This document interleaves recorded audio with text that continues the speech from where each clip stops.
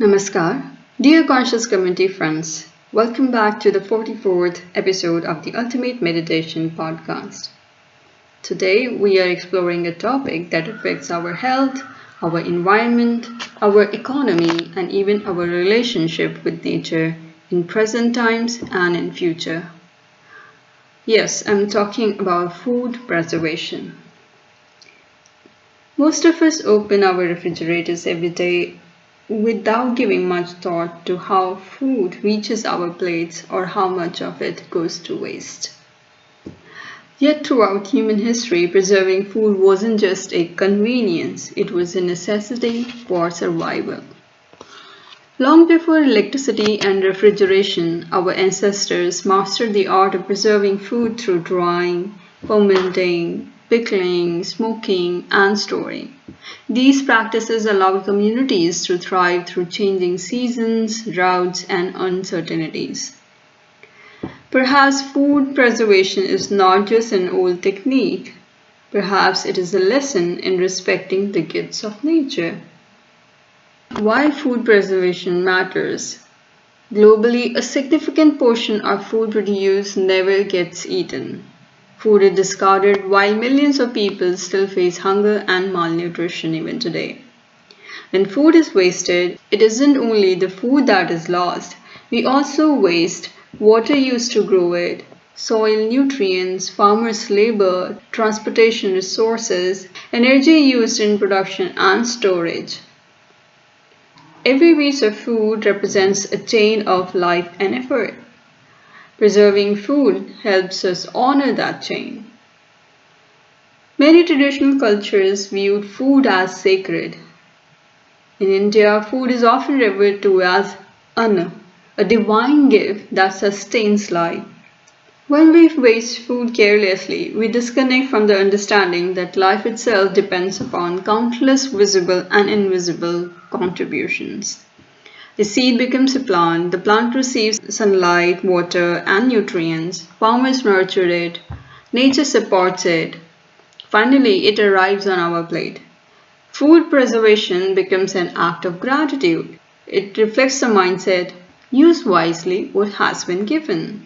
Our ancestors developed remarkably effective methods using simple natural processes like drying. It is one of the oldest preservation techniques.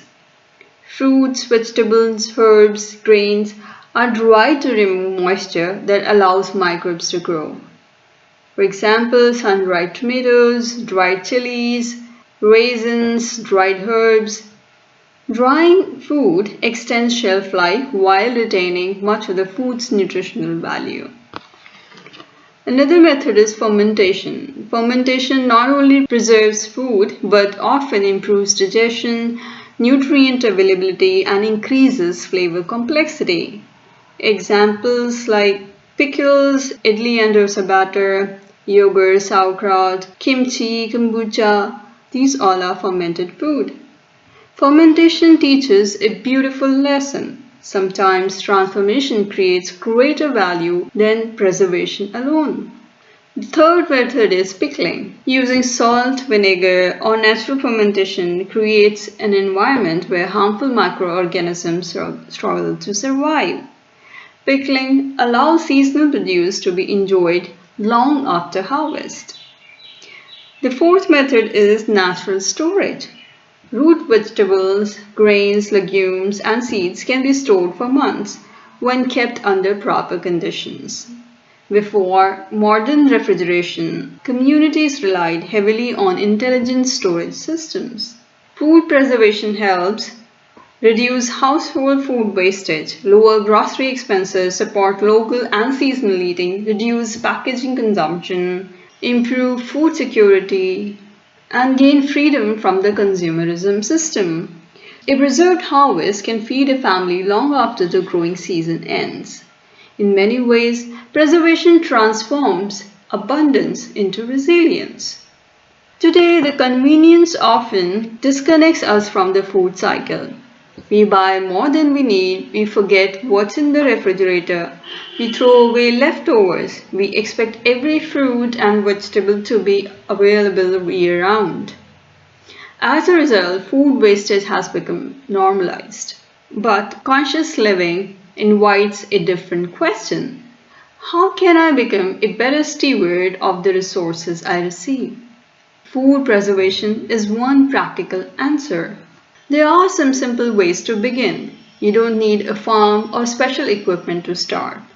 You can freeze excess fruits and vegetables, make homemade pickles, learn to grow some food on your own, even in smaller spaces, dry herbs from your garden, save and grow seeds, store grains properly, ferment simple foods like yogurt, fruit sodas, etc., repurpose leftovers creatively, plan meals before shopping, and teach others in your community to do the same. Small actions repeated consistently create meaningful change. So the next time you look at a piece of fruit or a bowl of rice, consider everything that contributed to its existence. The soil, the rain, the sun, the farmer, the transportation, the countless processes that brought nourishment to you. Food preservation is not merely about extending shelf life, it is about cultivating awareness. It is about moving from consumption to stewardship, from wastefulness to gratitude. And that's what sustainable and conscious living is. Food sustains life. Preserving food sustains wisdom.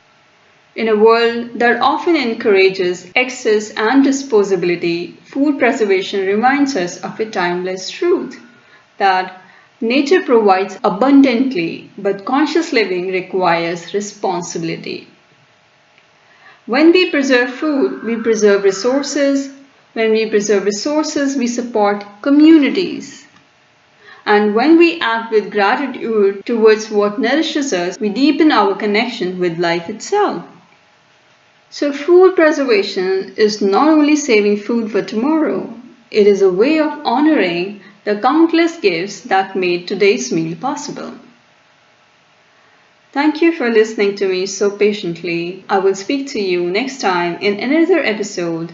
Till then, please take good care of yourself and best wishes. Namaskar.